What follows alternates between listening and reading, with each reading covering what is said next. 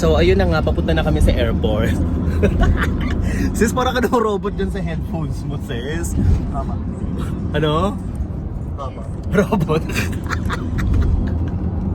Utakan lang yan, sis. Nakakuha ako ng spot ko. Bakla, hinarang ko talaga yung mga maleta ko, te. Hinarang ko tong trolley ko. Pwesto ko to. Kala nyo.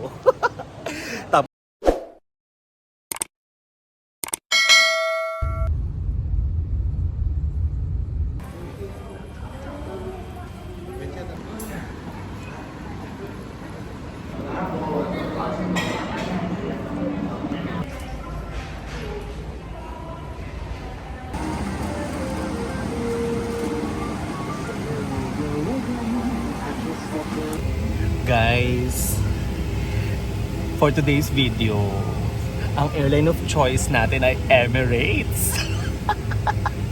So ayun na nga, first time nag-Emirates ng bakla. Sobrang ganda, para akong pumasok sa hotel. So wag niyo nang pansinin yung mata ko ha, kasi may something sa mata ko. So pupunta ako ng Singapore kasi susundan ko si Sister Bella. Yun, inaya niya ako mag-Singapore. So, gora naman ako kasi weekend naman. Tapos, sa susunod na weekend, pupunta naman ako ng Bali, Indonesia. Tapos, after naman nun, after weekend, after how many days ulit, uwi ng Pilipinas. Ganun. So, parang ngayong buwan na to, 3 sunod-sunod na weekend akong aalis.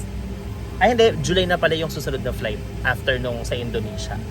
So ayun na nga, third time kong pupunta sa Singapore ngayon. Tapos 8 years ago na yung huli. So medyo na-excite pa rin ako kasi makikita ko ulit yung Singapore. Nung hindi pa ako nakapunta ng Taiwan, nung hindi pa ako nakapunta ng Japan, lagi kong sinasabi na babalik-balikan ko talaga yung Singapore kasi maganda siya, malinis, yun nga lang mahal. So i-enjoy ko muna ang pagsakay ko sa Emirates, mga sis. So ayun na nga. Ang ganda niya kasi para ako nasa hotel. Economy lang po tayo mga Mars, hindi naman po tayo business. Ganun pa man, feeling mayaman na tayo dito sa economy. Nakakaloka, ang ganda talaga niya, na-ignorante ako kasi na-igno ako. So ayun na nga, bye!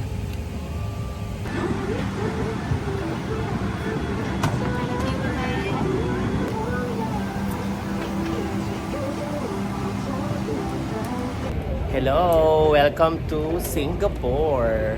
After 8 years, nakabalik din ako dito. So, ang laki pa rin ng mata ko. Anyway, palabas na ako ng airport. Hindi na ako magti-train kasi gabi na. So, mag-grab na lang ako pabuntang hotel. Nandun na ang aking sister, hinihintay niya ako. So, after 8 years, nakabalik din ako ng Singapore. So, tapos na ako sa immigration. Wala pang 1 minute yung e-gates. Sobrang bilis. Kukunin ko lang yung bagahe kong walang laman. Nagdala ako ng empty na luggage kasi plano ata ng sister ko mamili dito. So, kukunin ko na yung bagahe tapos kukunin ko yung maleta tapos lalabas na ako.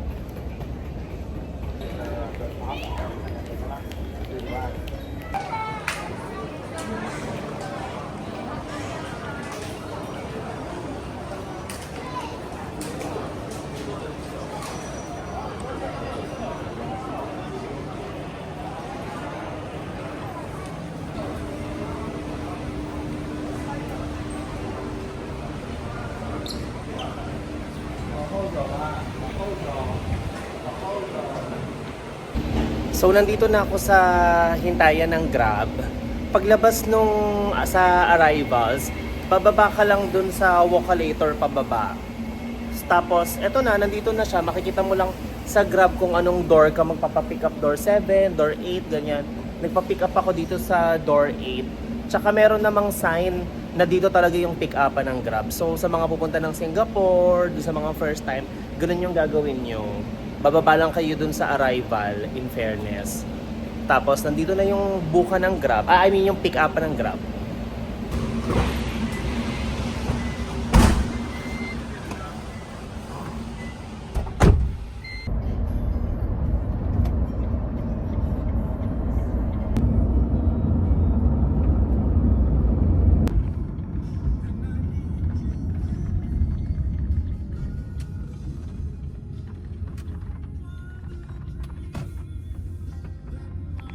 So, bago ako umakyat sa lobby, nagtanong ako dun sa security sa baba saan ako pwede mag-yosi.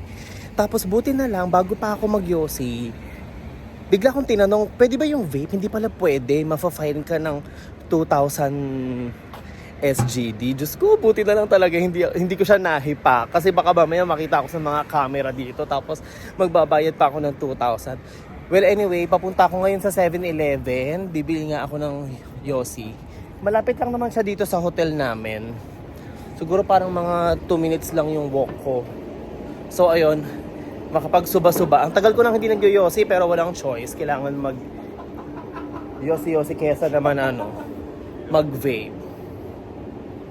So, mga Marce, nakabili na ako ng yosi dun sa 7-Eleven dyan. Sa halagang $14, 14 USD, ganon. Kaloka. Ay, apakamahal talaga dito sa Singapore. Well, hindi nagre-reply yung kapatid ko. Feeling ko nakatulog. Hayaan ko lang muna siya umidlip. Kasi for sure may jet lag yun. Kasi 16 hours direct flight siya. So magyoyosi muna ako dito sa baba ng hotel. Siguro mga 2 stick. Tapos akyat na ako sa taas.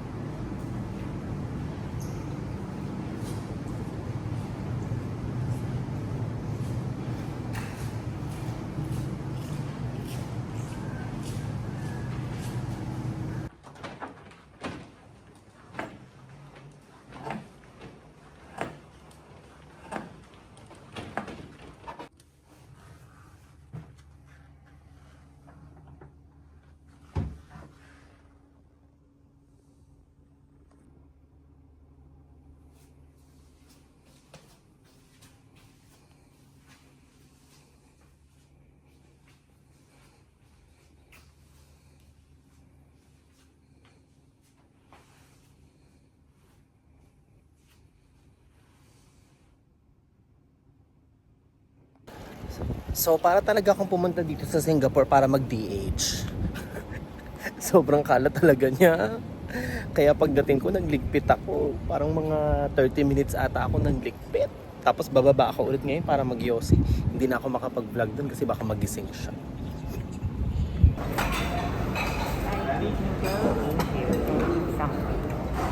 Sorry.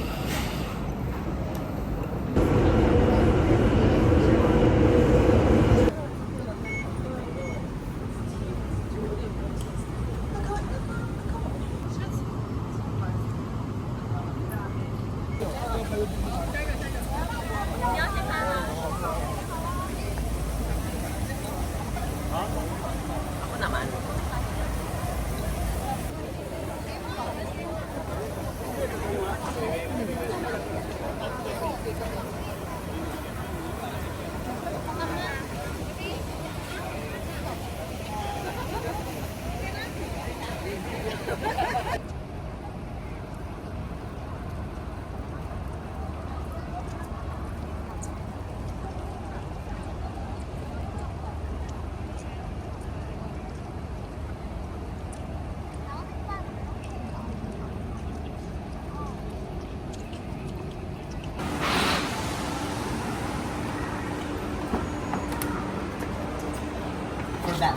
Hello. Yeah.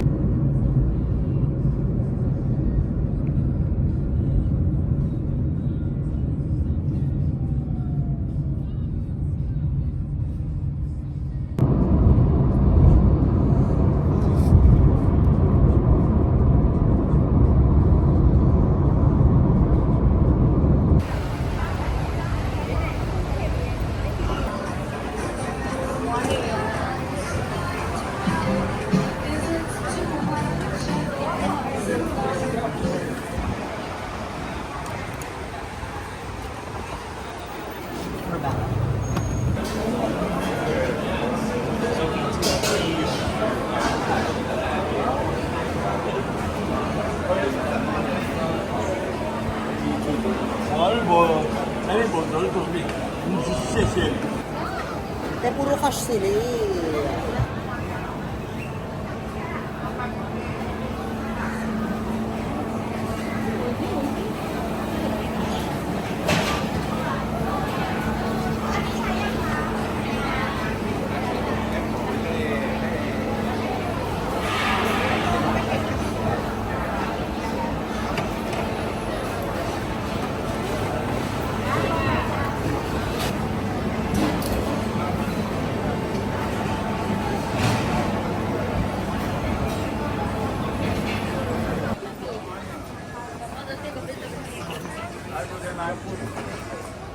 Money changer oh.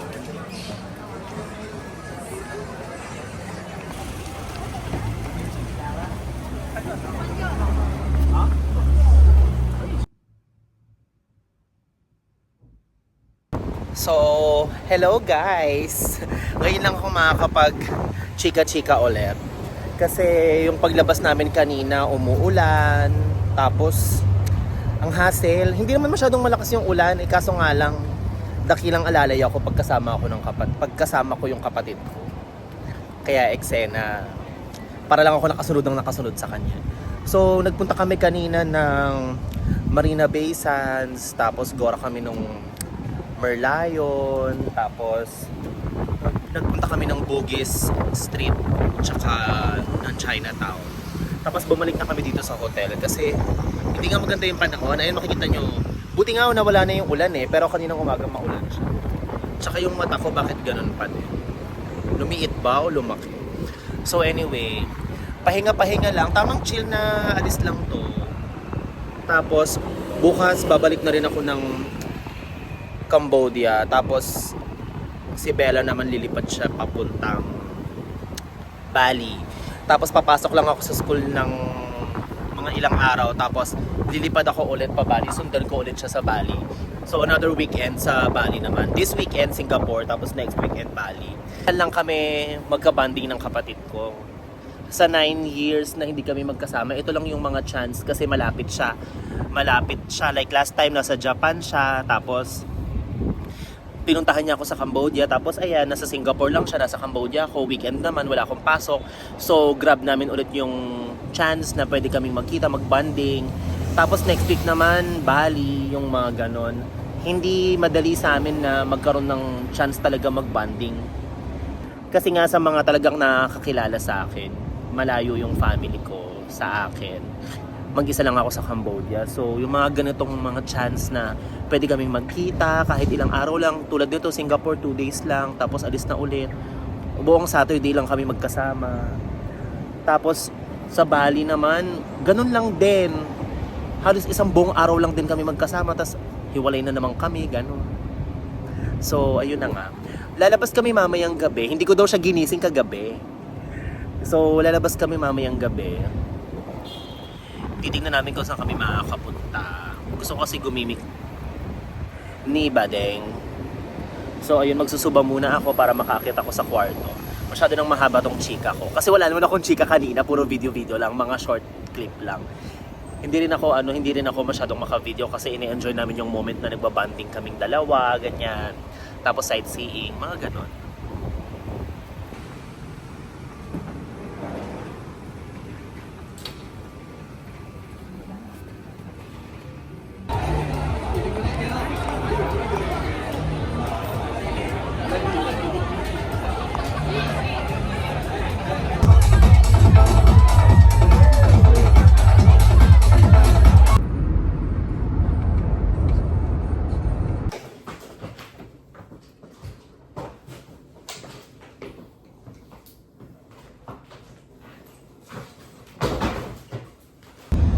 So ayun na nga, papunta na kami sa airport. Sis, parang ka daw robot dyan sa headphones mo, sis. Tama. Ano? Tama. Robot? Hawak ko yung remote kasi tumitilapon sa likod, Diyos ko. Sis, ano ba yan? Nakakaloka yung So headset. silly. Nakakaloka yung headphones mo.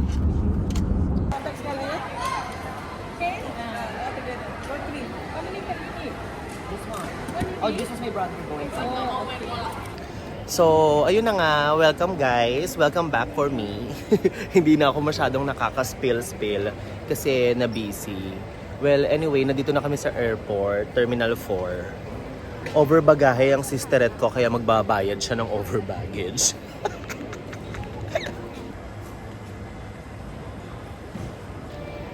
Nalito siya dun sa kinuha niyang nag-add kasi siya ng baggage. So sabi niya sa ticket niya meron na daw 20 kilos tapos nag-add pa siya ng 25. So 'di ba dapat total of 45 yung check-in. Tapos wala. Ewan ko, double check ko na lang ulit later yung ticket niya. So first time niya kasing sumakay ng budget airline kasi malapit na lang ang Singapore to Bali. So ayun. First time niya sasakay ng AirAsia. Tapos, ang dami-dami niya pa ring dala. Kahit hand carry niya, ang dami-dami. Sa US pala, meron palang yung mga pang-cabin pala, may mga XL pa, ganyan. Basta, hindi siya aware sa kung paano sa budget airline. So, ang dami niyang dala.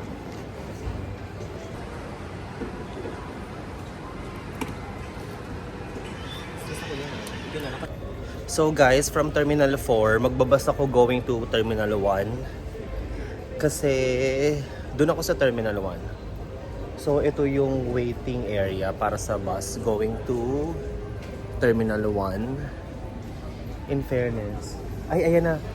Bus to Terminal 1 arriving in 1 minute. Ayan. So sumakay ako ng bus at hirap na hirap ako. Dahil tatlo nga pala yung hahawakan kong maleta. Tapos bumili pa ako ng Starbucks. So ending, hindi ko alam, I need a helping hand. Tapos buti na lang may tumulong sa akin, gwapong Singaporean.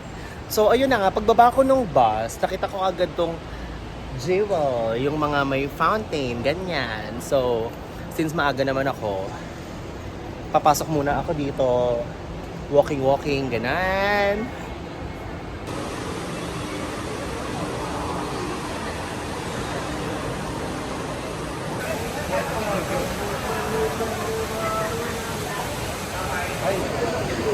So, nakapagpa-picture na ako dito. Utakan lang yan, sis. Nakakuha ako ng spot ko. Bakla, hinarang ko talaga yung mga maleta ko, te. Hinarang ko tong trolley ko.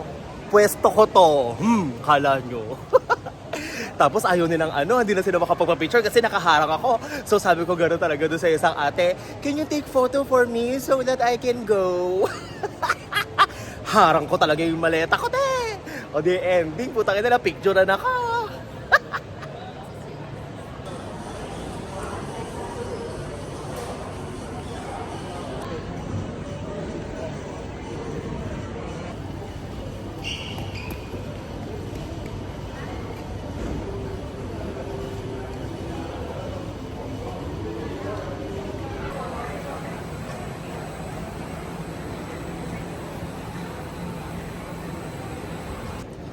Okay guys, so tapos na ako sa immigration, okay na, naiwan ko na yung mga bagahe ko. Matagal pa yung hihintayin ko, mga 1 hour and 30 minutes pa. So maglalakad-lakad na lang muna ako dito. Nandito na ako sa loob. Marami namang tambayan. Sobrang pagod, napagod ako. So doon nagtatapos ang aking Singapore trip over the weekend. Actually airport ng Friday night. Tapos whole day sa Singapore ng Saturday, and then ayun, airport na ulit ngayong Sunday, balik na ulit ng Phnom Penh. Well, looking forward ako sa susunod na weekend ulit kasi aalis ako ulit. So thank you for watching. Ganon.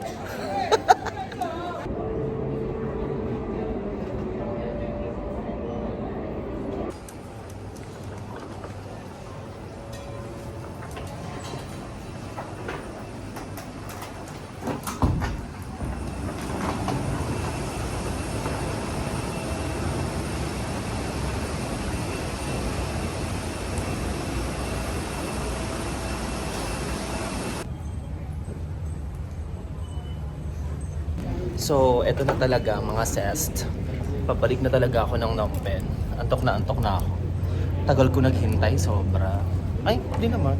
2 hours and 30 minutes pala. Kala ko 1 hour and 30 minutes. 2 hours pala dapat. So, ayun na nga.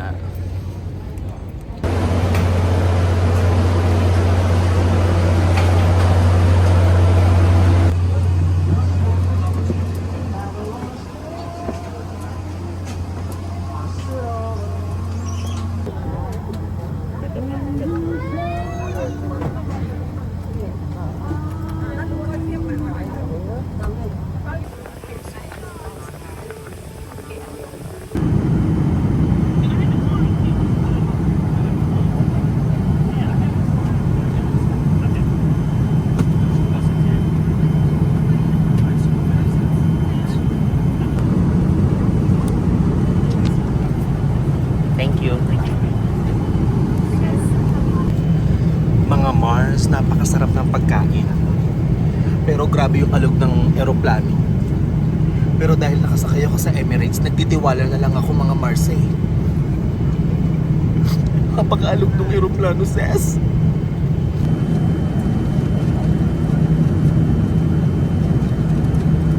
Sobrang kapal nung ulam. Sobrang kapal. Wala na akong makita.